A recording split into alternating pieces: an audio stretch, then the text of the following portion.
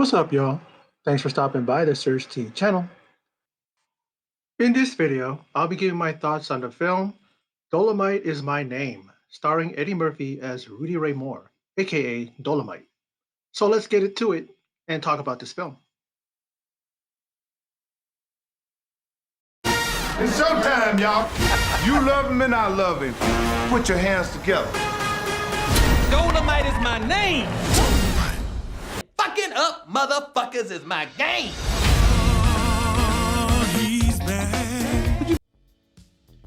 I just finished watching Dolemite is My Name, starring Eddie Murphy in the role of Rudy Ray Moore. And to say that he's back is an understatement because Eddie Murphy shines in the role as Rudy Ray Moore. We see him through all the stages of his life, from the moment he's being a struggling MC, working part-time in a record store, doing everything he can to make ends meet and to try to be successful, be famous.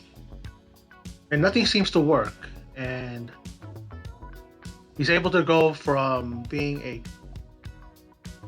a recording artist, recording successful albums after he formulates his plan and becomes his alter ego Dolemite, through making a film after seeing a film that really didn't resonate with him, didn't make him laugh, and he decides to get his crew together, and through by hook or by crook he's able to get the film made. He has success, and we see him finally achieve his dream of being a major star. And it's funny because when you look at Eddie Murphy, he doesn't,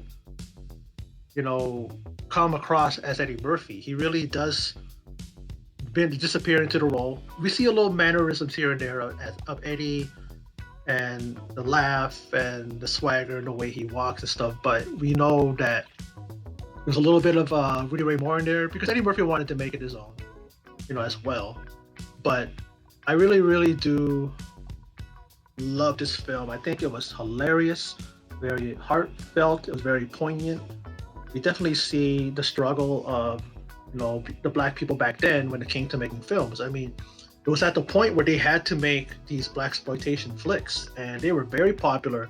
From what I read, if it had kept on going, it could have easily have been a continuous moneymaker for the black community and all that, but Hollywood just, they kind of, went ahead and they kind of left that type of filmmaking behind. And I think even the African Americans even said, it was time to do something else, and that's what happens, it changes with the times. Hollywood is very fickle. And at times, you can't just do those type of films or type of genres. It's not going to last long. It might come back later on, but it's not going to continue and continue and continue, But, Eddie Murphy really does, find a rhythm in this film. I love how he's able to just have fun with the role. We see some incredible actors and actresses in here. Some are just straight comics, like Linnell, who plays his aunt. You see Mike Epps, and we all know who Mike Epps is. Plays Jimmy Lynch. We have Craig Robinson, who's been in Hot Tub Time Machine, and he was in The Office. I believe he was, right? No, I think I'm mistaken. But we've seen him in a bunch of stuff. You see Divine Joy Randolph, who was really great as Lady Reed, a lady who he meets in a bar or in a club. And we see her at first, fighting her husband, who she catches cheating on her, and he smacks her, but then she punches him and pretty much knocks him out. It was a funny ass scene. We see T.I. Harrison there, and he plays a guy, an executive who turns him down when he wants to distribute his film. Chris Rock was in there. He played Bobby Vale, a radio DJ, who actually helps him by referring him to a cousin who owns a theater that can play his film, because he was getting, after they made the film and finished it, major studios were turning him down, turning down Rudy Ray Moore. Keegan-Michael Key. He was Jerry Jones as a guy who was a writer, and he kind of saw him at a play and got him to write, the film. And the cast really was just great, and you could tell they had fun, and you could tell that they really, really did value Rudy Ray Moore and his name and his likeness and everything about him, and they really presented him in a way that was really, really tasteful, and it was really, really well done. I'm pretty sure that Rudy Ray Moore's daughter, I didn't read whether or not what her feelings are about the film, and sometimes you do a film about real people. Their relatives are either going to like it or not. It's just the natural way of things. But I hope that she did like it, and hopefully that this film did his father justice and did it well, because Rudy Ray Moore is now an icon when it comes to black people and black film culture, the black film industry, the historians who go back and watch the origins of the black cinema. He's definitely one of the pioneers because of what he went through. You see it in the film. He went through a lot to get his film made, a lot of ups and downs, a lot of stumbling blocks. Sometimes it seemed like he's going to give up, and then something happens that allows him to kind of realize, I got to keep going. I got to keep going on. It's just like his whole life. One of his friends brought it up that you never said no. You've never said no. What's going to make you stop now? But what I really like is the ending, where we see him at a major premiere, and they're wondering, they're like thinking that maybe we're not going to have that many people, but Rudy Ray Moore tells his buddies, tells his friends, hey, no matter what, we are going to have a good time. Doesn't matter if there's only 5 people that show up, we're going to have a good time. And all of a sudden, they open the windows in the limo and they see a crowd of people just, wrapped around the theater. And he finds out that not only do they have a 10 and a 10 o'clock at night and a 12 a.m., viewing, but the theater owner or the person that's hosting the thing says, hey, we're going to have a 2 a.m., opening a 2 a.m. screening as well. And then, Lady Reed and the others are shuffling into the theater, and Lady Reed's like, come on, we got to go ahead and check out the movie. And then Rudy Ray Moore's like, you know what? I've seen the film already. I'm going to sit here. I'm going to be here with the people, my fans, and I'm going to entertain them. He's going to be out there. And it's funny because it's great because I love the interaction he had with a young fan who himself thought he was like a Rudy Ray Moore protege. They started going back and forth with one-liners, and it's really, really a funny scene, very touching scene, because he really was a big fan of Rudy Ray Moore. And it was really nice to see that scene, and really showed how he really got in touch with his fans and really loved his fans. And he loved his fans because it was like he was going to be out there for hours before that crowd that was out there was going to watch the 2 a.m.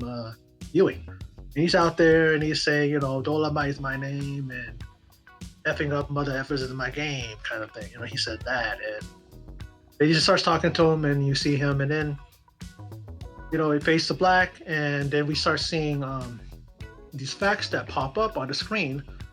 And they reveal that Rudy Ray Moore, he worked hard throughout that year. And in total, he would end up grossing $10 million. And then he and his friends, they would go on to make like 7 more films. And we find out that his rhyming style influenced early 80s rappers, and hence he was dubbed the Godfather of rap. And he also died a success. And that was something that he craved for, and he achieved, that being a success before he passed away. He passed away in 2008. And we also got to see, the actual scenes of Rudy Ray Moore that were shot, in the film, Dolemite, and it was actually pretty much identical to the one shot in this movie.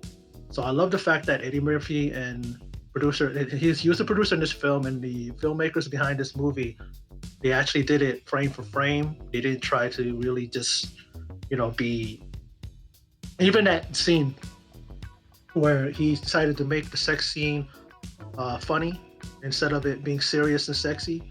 They actually showed the actual footage from the actual film, and it actually is the same. I thought it was something they made up. 'Cause I could honestly see Eddie Murphy making this up for the film, but he didn't. It was actually in that film. Because I've never seen Dolemite. I've heard of Dolemite, and I may have seen it back when I was a kid. Because when this film was released, I was about 4 or 5 years old. So I may have seen it in the background. Maybe my, I mean, well, it would have been released on TV some years later, but I never really got to see any of the blaxploitation flicks. I might have seen them when I was younger, but I don't remember. You know, but it's just one of those things, man, where I just gotta say, man, this movie was just great, and I really feel that it is a proper um, tribute to Rudy Ray Moore. I didn't even realize he passed away. I thought he was alive and may have been able to see this film, but he lived to be the age of 81, and that's really a ripe old age. He really was able to enjoy his life. You know, um, Derville Martin, who directed, Dolemite in real life, in reality, he passed away. He was only like in his 40s, a heart attack. He died young. So I don't know if any of these characters are still alive. Some of them probably are, but it's always nice when you know that these people are able to see their life up on big screen. Someone portraying them and giving them proper, tribute and treating their story well, the right way. And I couldn't imagine anybody else but Eddie Murphy in this role. And now Eddie Murphy, I mean, this movie was released October the 4th this year, and it was in limited release in theaters.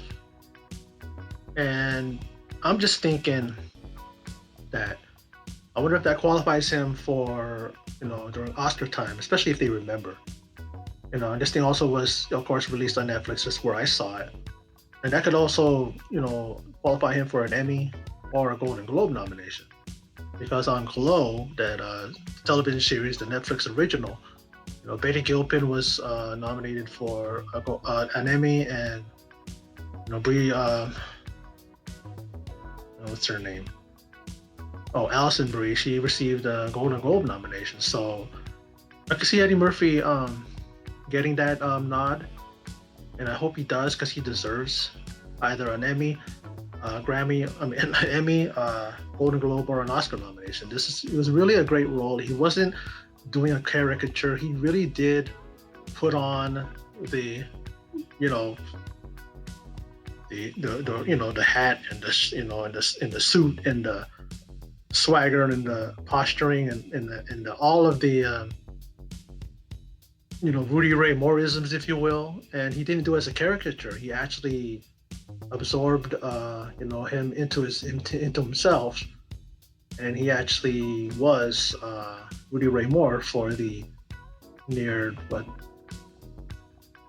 118 minutes, 2 hours and an hour and is that an hour and 48 minutes? Is that how much 118 minutes is? Right? No, 100. Well, that's close to 2 hours, right? 120 minutes is 2 hours, but what more can I say? I really did enjoy this film. I really did admire Eddie Murphy and his performance. I hope he does get recognition. I hope he gets award nominations. And Hollywood, you're listening. You're listening to not only myself, but all these others who are going to praise Eddie Murphy for his performance and praise his film. Give it a shot. Give Eddie what he's due. The guy has been in film, in Hollywood, in comedy since he was 19. He deserves all the praise for this film.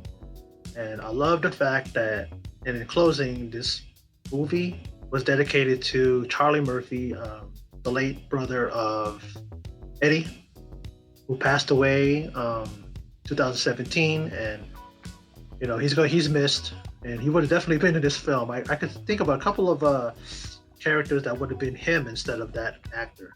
And Charlie Murphy was funny in his own way, And you know, I can't wait for to see what Eddie Murphy does next. And for those of you who stopped by and checked out this video, hopefully I didn't I didn't blabber, I didn't blab on, and I didn't you know you know talk too long. Hopefully you guys understand where I'm coming from and how I felt about the film. And again, for those of you who stopped by, thanks for watching. I appreciate it. And in closing, and as always, take care.